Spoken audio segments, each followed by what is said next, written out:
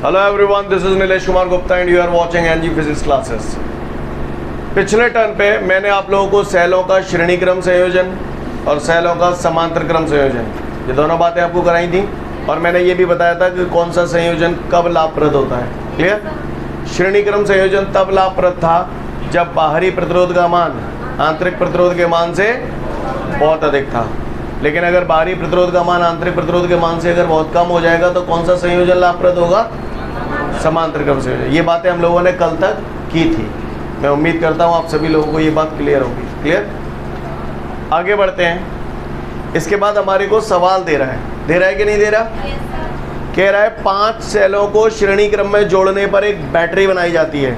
कह रहा है एक बैटरी बनाई जा रही है 5 सेलों को जोड़कर। जी मैंने बढ़िया, एक सेल 0, दूसरो 0, तीसरो, चौथो, पांचवो, ये 5 सेल हो गए। ठीक है, 5 सेलों को कौन से क्रम में जोड़ा है इसने?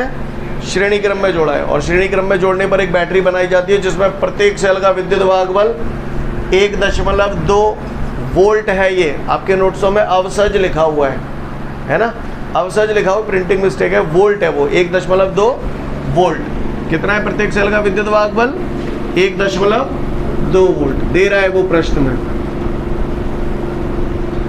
आगे इसमें बोल रहा है तथा आंतरिक प्रतिरोध 0.5 ओम है। जितने भी सेल जुड़े हैं उनमें प्रत्येक सेल का आंतरिक प्रतिरोध 0.5 ओम है, ऐसा बोल रहा है वो क्वेश्चन में। आगे कह रहा है इस बैटरी को 57.5 ओम के बाहरी प्रतिरोध से जोड़ा जाता है। अच्छी बात है, 57.5 ओम के बाहरी प्रतिरोध से जोड़ा जाता है। तो बैटरी से ली गई धारा ज्ञात कीजिए। बैटरी से ली गई धारा ज्ञात कीजिए, यानी धारा की गणना हमें करनी है। प्रश्न समझ में आया आपको? एक बार प्रश्न दोबारा रिपीट कर रहा हूं। वो कह रहा है 5 सेल है, प्रत्येक सेल का विद्युत वाहक बल 1.2 वोल्ट है, प्रत्येक सेल का आंतरिक प्रतिरोध 0.5 ओम है। क्लियर? और ये जो संयोजन बनाया है, इस संयोजन को मैंने एक बाहरी प्रतिरोध से जोड़ा है, क्योंकि बैटरी को ये जो आपने बनाई है उसे कहीं ना कहीं आप इस्तेमाल तो करेंगे ना। तो ये मैंने बाहरी प्रतिरोध जोड़ दिया। बाहरी प्रतिरोध का मान कितना कह रहा है? 57.5 ओम। तो कह रहा है इस बैटरी द्वारा ली गई धारा की गणना कीजिए। प्रश्न समझ गए सब लोग? सभी लोगों को क्लियर है? देखो इधर ध्यान से। कह रहा है श्रेणी क्रम संयोजन में कितने सेल जोड़े हैं इसने? 5। और आप लोग श्रेणी क्रम संयोजन में कितने सेल जोड़ते थे? n, यानी n बराबर यहां पर कितना दिया है? 5। प्रत्येक सेल का ये दिया है, आंतरिक प्रतिरोध दिया है, बाहरी प्रतिरोध दिया है, धारा पूछ रहा है। तो आपने कल सूत्र पढ़ा था, धारा I बराबर कुल विद्युत वाहक बल, याद है? कुल विद्युत वाहक बल, कुल विद्युत वाहक बल बटे कुल प्रतिरोध। सीन क्लियर है? फिर जब कल आपने पढ़ा था अपन ने n सेल जोड़े थे, अगर आपको याद हो तो कुल विद्युत वाहक बल अपन ने क्या लिखा था? n ही। बोलो भैया। फिर कुल प्रतिरोध, तो कुल प्रतिरोध होता है बाहरी प्रतिरोध प्लस आंतरिक प्रतिरोध। तो बाहरी प्रतिरोध कैपिटल R था, आंतरिक प्रतिरोध NR। सीन क्लियर है? सबको बात समझ में आती है? सब कछु में ही करेंगे वो आगे? करोगे? खुद से कैलकुलेशन करो जरा, तुम्हारी कैलकुलेशन चेक करें कैसे करते हो। करो चलो, देखें, सॉल्व करते हैं। n का मान कितना है? n का मान 5 लिखा हुआ है, n की जगह 5। e का मान 1.2 बटे capital R 57.5 plus n 5 small r 0.5। Scene clear है सभी को? 12 पंजे 60। एक अंक के बाद दशमलव है, एक अंक के बाद दशमलव लगा दिया। सुना है दशमलव के बाद 0 का कोई महत्व नहीं होता। बोलो भैया। 57.5 प्लस 5 पंजे 25, बोलते ना 55 25। एक अंक बाद दशमलव है, एक अंक बाद दशमलव लगा दिया। सीन क्लियर है सभी को? बात समझ में आ रही है? I बराबर 6 बटे जे 57.5 और 2.5 कितने गए जाओ? 57.5 और 2.5 60 है जाओ कि नहीं है? जाओ। क्लियर? 6 एकम 6, 6 दाई 60, 1/10 तो कितना आ गया? 1 में 10 का भाग लगाओगे 0.1 एम्पियर। बात समझ में आ रही है सभी को? कितने लोगों का आ गया था ये 0.1 एम्पियर? हाथ खड़े करें। ओके, बाकी लोगों का अगर नहीं आया तो भैया स्थिति बहुत चिंताजनक है। नेक आदमी बहुत ज़्यादा चिंताजनक है, फटाफट उतार लें इसे। अगला एक सवाल और दे रहा है, उसमें बोल रहा है 1.5 वोल्ट विद्युत वाहक बल। कितना? 1.5 वोल्ट विद्युत वाहक बल। विद्युत वाहक बल बोले तो ई का मान दे दिया 1.5 वोल्ट। 1.5 वोल्ट विद्युत वाहक बल तथा 2 ओम आंतरिक प्रतिरोध वाले, 2 ओम आंतरिक प्रतिरोध 2 ओम है। आंतरिक प्रतिरोध को कौन से अक्षर से प्रदर्शित करते हैं? स्मॉल आर से, है ना। तथा 2 ओम आंतरिक प्रतिरोध वाले 4 सेलों को समांतर क्रम में जोड़कर एक बैटरी बनाई जाती है। 4 सेल हैं, अच्छी बात है, बना दो बैटरी। उसके बाद बोल रहा है जिससे 1.5 ओम के बाहरी प्रतिरोध में धारा प्रवाहित की जाती है। 1.5 ओम का बाहरी प्रतिरोध को आर से प्रदर्शित करते हैं, धारा प्रवाहित की जाती है। तो धारा ज्ञात करो, धारा पूछ रहा है। लिसन, सब लोग ध्यान से सुनेंगे, प्रश्न को दोबारा समझते हैं। वो इस प्रश्न में बेटा हमसे ये बोल रहा है कि 4 सेल हैं, तो ये मैंने 4 सेल बना रहा हूँ। पहला सेल, दूसरा सेल, तीसरा सेल, चौथा सेल।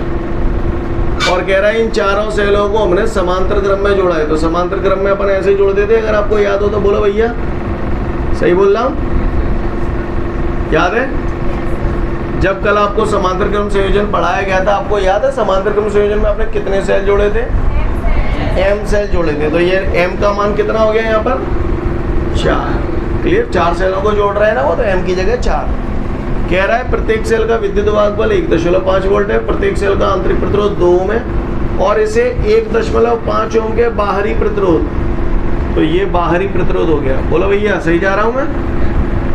बाहरी प्रतिरोध कितना है? 1.5 ओम। तो कह रहा है धारा का मान ज्ञात करो। तो भैया हम ज़्यादा ना जान, हमें इतने एक बात मालूम है कि हमने बचपन में पढ़ा था, धारा I बराबर हाँ कुल विद्युत वाहक बल बटे कुल प्रतिरोध। सीन क्लियर है सभी को? अब मैंने बताया था समांतर क्रम संयोजन में हर जगह विभव समान रहता था, तो कुल विद्युत वाहक बल E यही लिया था आपने, वटे कुल प्रतिरोध होता है बाहरी प्रतिरोध प्लस, तो बाहरी प्रतिरोध R प्लस आंतरिक प्रतिरोध, तो R/M।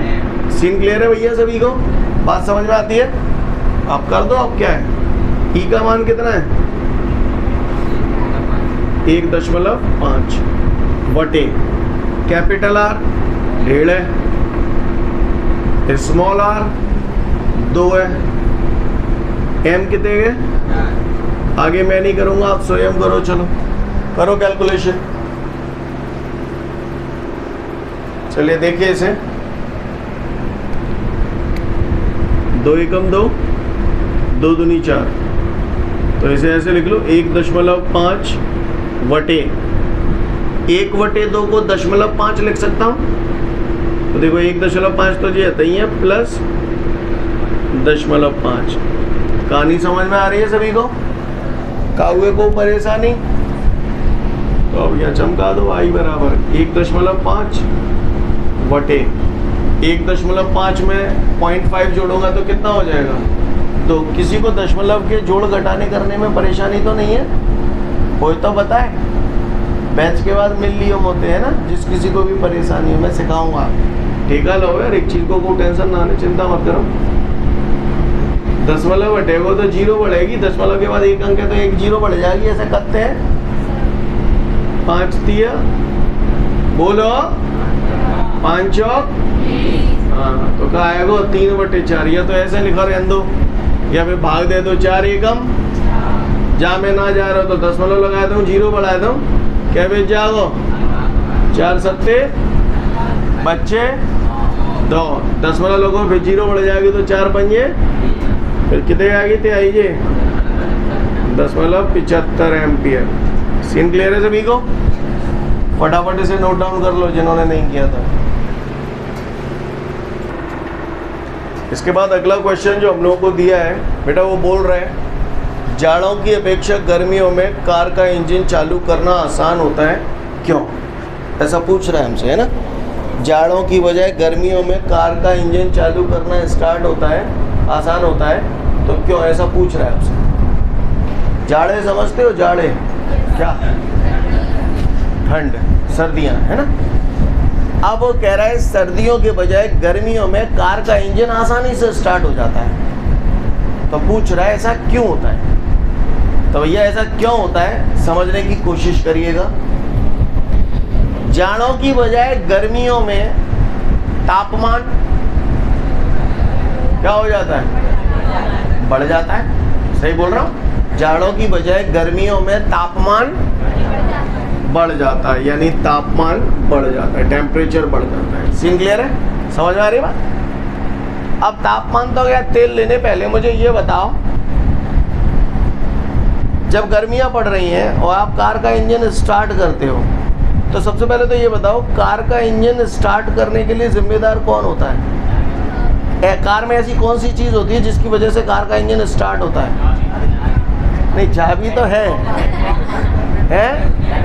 बैटरी। पूरा खेल बैटरी का होता है। बोलो, बैटरी अगर प्रॉपर काम ना कर रही तो चाबी घुमाते ही रह जाएगा, टू टू करके रह जाएगी, पर स्टार्ट नहीं होगी। बोलो, होगी कि नहीं होगी? यानी कार का इंजन स्टार्ट होने के लिए पूरी जिम्मेदारी किसके ऊपर होती है? बैटरी। बैटरी क्या है? सेल ही तो है। सेल के अंदर क्या भरा है? विद्युत अपघट्य। जब जाड़ों की बजाय गर्मियों की बात कर रहा हूं तो गर्मियों में ताप बढ़ जाता है, और ताप बढ़ जाने से किसी विद्युत अपघट्य का आंतरिक प्रतिरोध बताया था। विद्युत अपघट्यों में ताप बढ़ाने पर उसका आंतरिक प्रतिरोध घट जाता है। समझ में आ रही बात? आंतरिक प्रतिरोध घट जाएगा तो धारा बढ़ जाएगी, और धारा बढ़ जाएगी तो कार का इंजन आसानी से स्टार्ट हो जाएगा। समझ में आई बात? क्लियर है? तो जाड़ों की बजाय गर्मियों में कार का इंजन आसानी से स्टार्ट हो जाता है, तो उसका कारण क्या है कि भैया जाड़ों की बजाय गर्मियों में ताप बढ़ जाता है। ताप बढ़ जाने की वजह से जो बैटरी के अंदर विद्युत अपघट्य बढ़ा हुआ है उसका आंतरिक प्रतिरोध घट जाता है। आंतरिक प्रतिरोध घट जाने की वजह से धारा बढ़ जाती है। समझ में आ रही है? धारा बढ़ जाएगी तो इंजन आसानी से स्टार्ट हो जाएगा। बात समझ में आई सभी को? पढ़ लो इसे एक बार फटाफट, फिर आगे बढ़ूंगा। अगला क्वेश्चन हमारे सामने ये है, वो कह रहा है जब किसी वाहन के इंजन को हम लोग स्टार्ट करते हैं तो गाड़ी की जो हेडलाइट होती है वो थोड़ी सी डिम पड़ जाती है। तो पूछ रहे हैं कि डिम क्यों पड़ जाती है? डिम क्यों पड़ जाती है? आप इस बात को ऐसे समझें, जैसे तुम घर में बैठे हो, लट्टू जल लो भक्काटे थे, है? और अचानक से लट्टू बहुत कम हो जाए, बहुत डिम हो जाए, तो ओ भैया वोल्टेज गिर गए, वोल्टेज डाउन है, एकदम लट्टू भक्काटे ले जाओ, ओ भैया वोल्टेज बढ़ गए। बोलते हो कि नहीं बोलते? ऐसा बोलते हो कभी कि नहीं बोले? हैं? ओ भैया वोल्टेज बहुत हाई है जा टाइम पे, हाँ टीवी फूक जाएगी, वोल्टेज बहुत कम है, उठ ही ना रही टीवी। बोलते हो कि नहीं बोलते? बोलते हो ना? हाँ, वही वोल्टेज का खेल है सारा। इसी वोल्टेज को हम लोग, वोल्टेज इंग्लिश वर्ड है, हिंदी में हम लोग इसे बोलते हैं विभवांतर। क्या बोलते हैं? जोर से बोलो। जी हाँ मेरे भाइयों, विभवांतर। क्या बोलते हैं? तो आओ तुम्हें बाहरों में ले चलो। आपको याद है कल या परसों मैंने आपको एक सूत्र बताया था, E बराबर V प्लस IR। बोलो भैया, याद है कि नाने? याद है।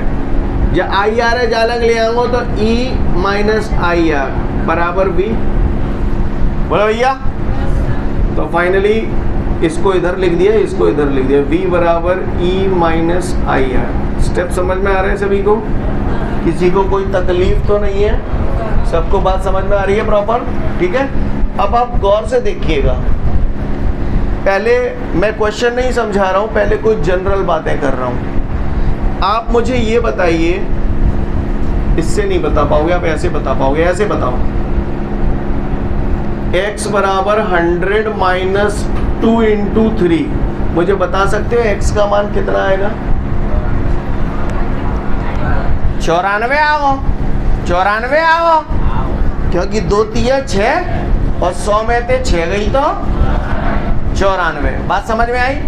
x को मान जा टाइम पे कितने गए? सोच समझ के जवाब देना, चूतियों की तरह रिएक्ट मत करना। अगर मैं जाए 2 की बजाय झंपे हटा के 3 करता हूँ, यानी 2 की बजाय यहाँ बढ़ा दूँ, यहाँ माने 3 करता हूँ, तो x का मान कितने का हो? 91। आपने एक बात नोटिस किया, वाल 94 आ रहा हो तो, लेकिन जैसे ही मैंने इसका मान बढ़ाया तो ये घट गया। मैं ये चीज़ इसी रूप में तो लिखी हुई है, ई की जगह जे लिखे हुए, समझ में आ रही है बात? अगर मैं यहाँ पर आई का मान बढ़ाऊंगा तो भी घटेगा, या आई कम करूंगा तो भी, जो बात बोल रहा हूं तंत्र पढ़ रहा है, ठीक है? तो सुने भैया, दुनिया में कोई भी मशीन हो, कोई भी मशीन जब आप स्टार्ट करते हैं तो स्टार्टिंग में वो बैटरी से सबसे ज़्यादा करंट खींचती है, क्लियर?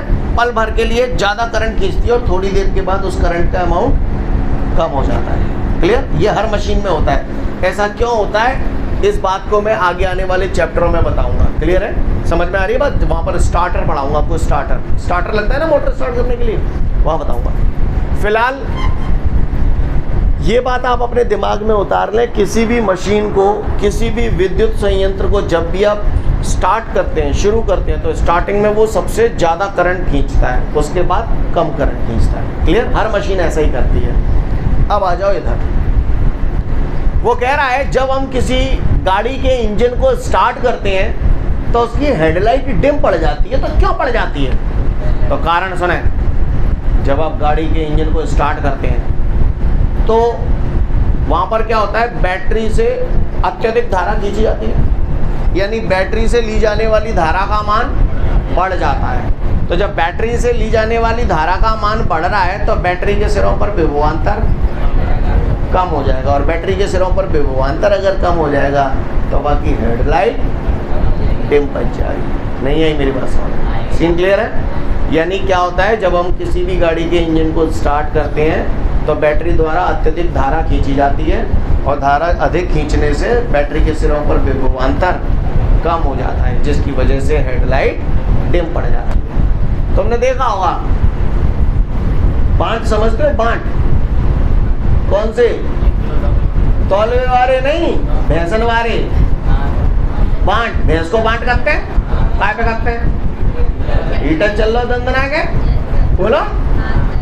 घर में लाइट जल रही है बढ़िया, लेकिन जैसे ही भैंसन को बांट करना, जैसे ही मैंने हीटर चालू करो, लट्टू बुझ जाते हैं, बिल्कुल मध्य बच जाते हैं, बच जाते ना, बच जाता ही। तो वहां पर भी यही कॉन्सेप्ट काम करता है। क्या होता है, जैसे ही आप हीटर चालू करते हो तो हीटर एकदम से अत्यधिक धारा खींचता है, बहुत ज़्यादा धारा खींचता है। धारा ज़्यादा हो जाएगी तो मेन लाइन जो है, मेंस के सिरों पर विभवांतर कम हो जाएगा, और विभवांतर कम हो जाएगा तो लट्टू मध्य बच जाएगा। नहीं यही बात समझ? सीन क्लियर है? तो फटाफट इसके बाद 2 क्वेश्चन दिए, दोनों को चमका दो।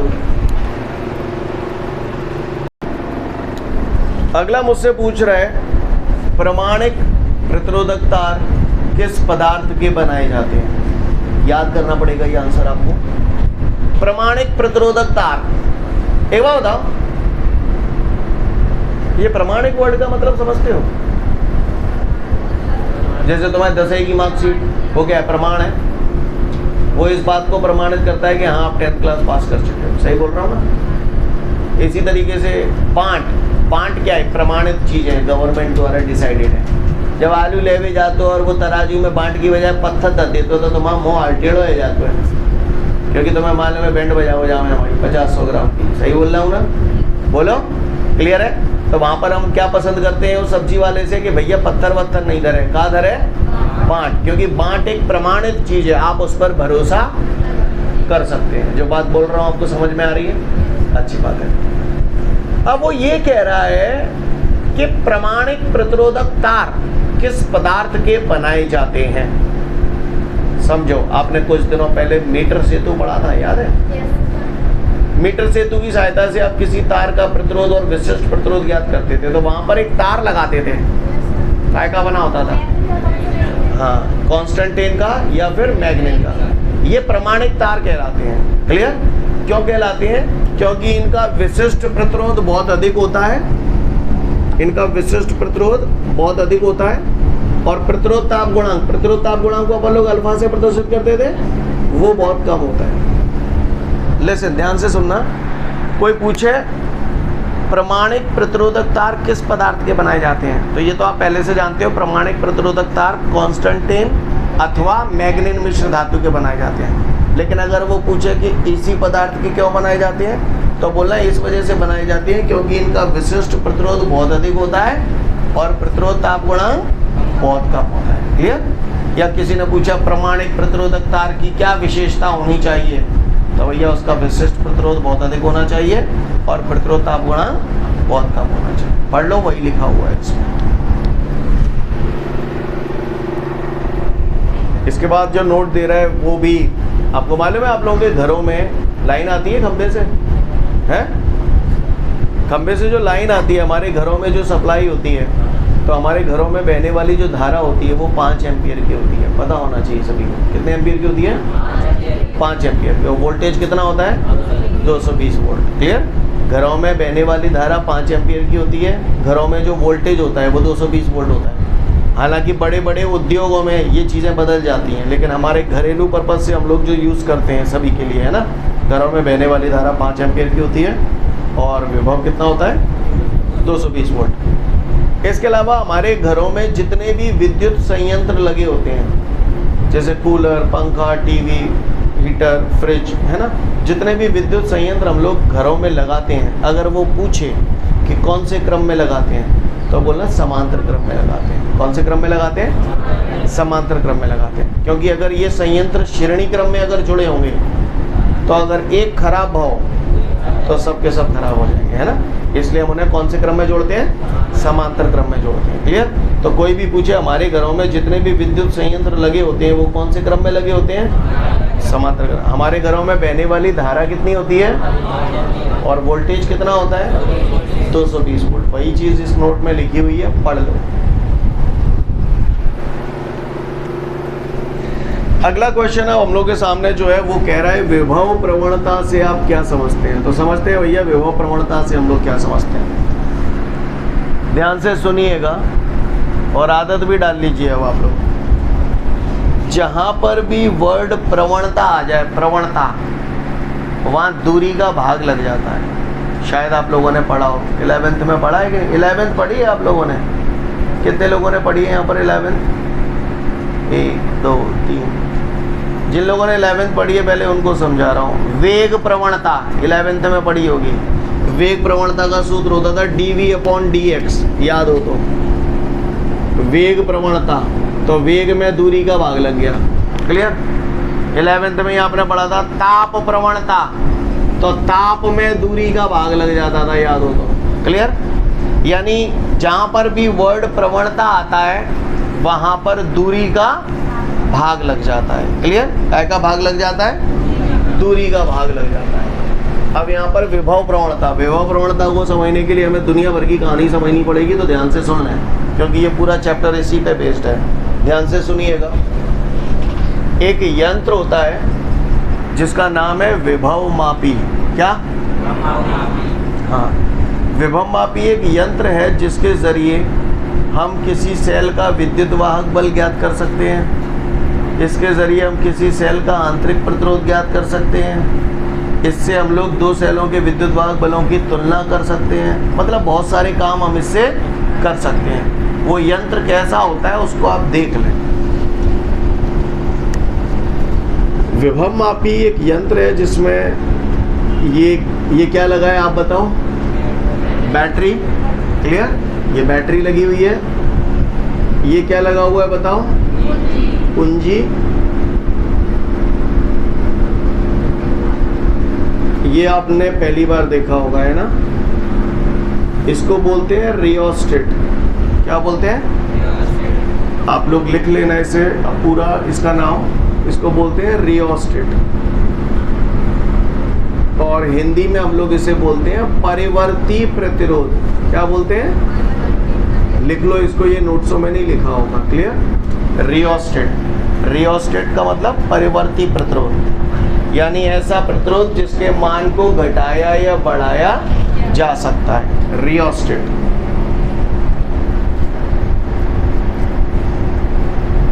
लिख लिया सभी ने?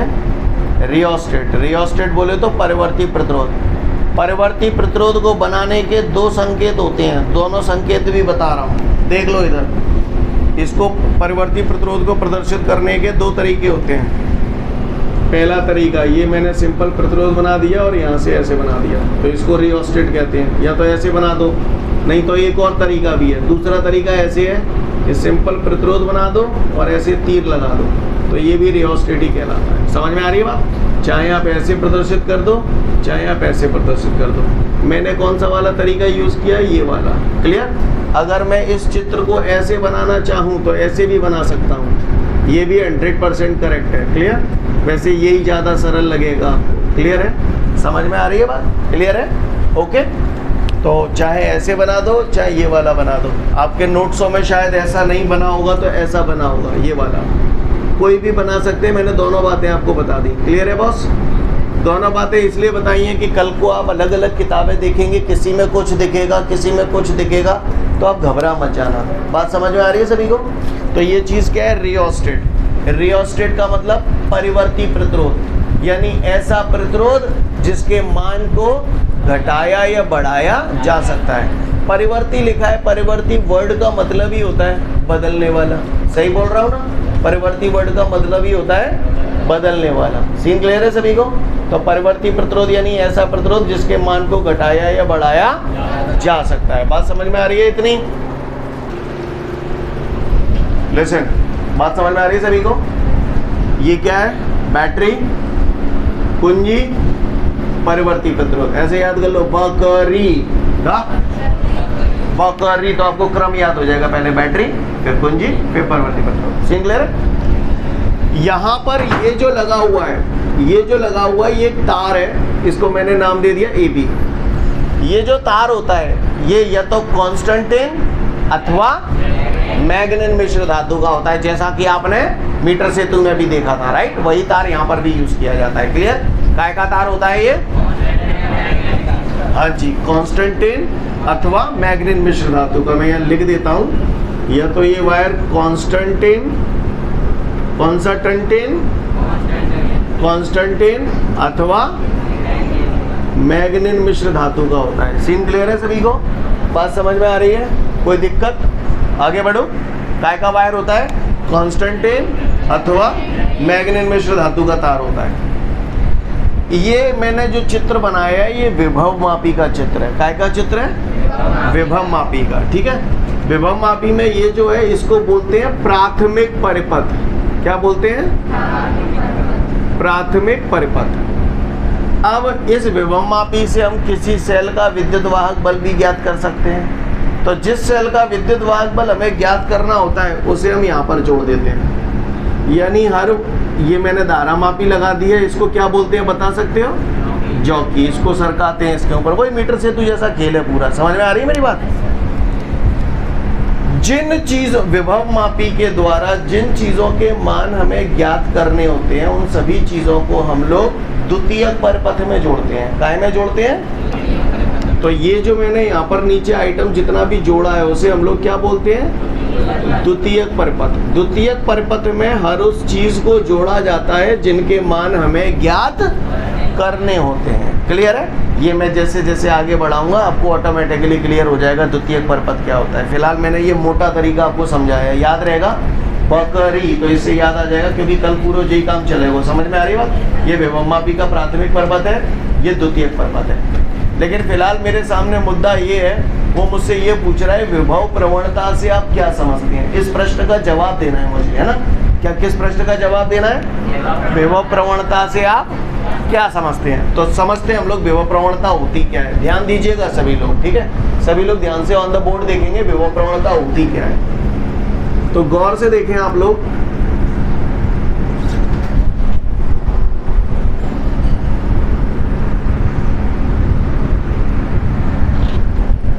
ये देखिए,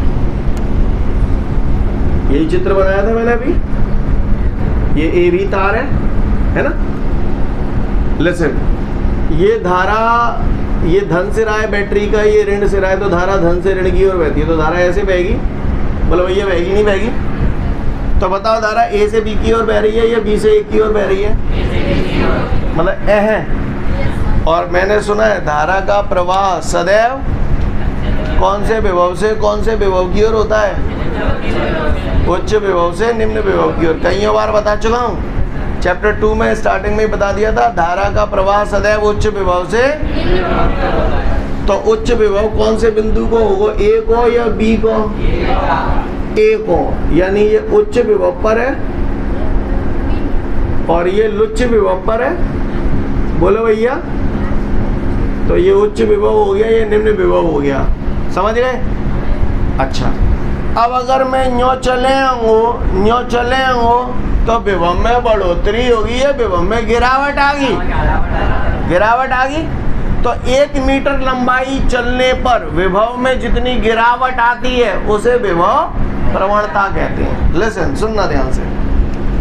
विभव प्रवणता को हम लोग अक्षर K से प्रदर्शित करते हैं और इसका सूत्र होता है K बराबर V/L। केवल, है ना, K बराबर V/L, ये विभव प्रवणता का सूत्र है। क्या सूत्र है विभव प्रवणता का? K बराबर V/L। V विभव है तो विभव को वोल्ट में नापते हैं। L लंबाई है तो लंबाई को मीटर में नापते हैं। L यहाँ पर क्या है? ये विभव मापी के तार की लंबाई है। क्या है कैपिटल L? विभव मापी के तार की लंबाई है।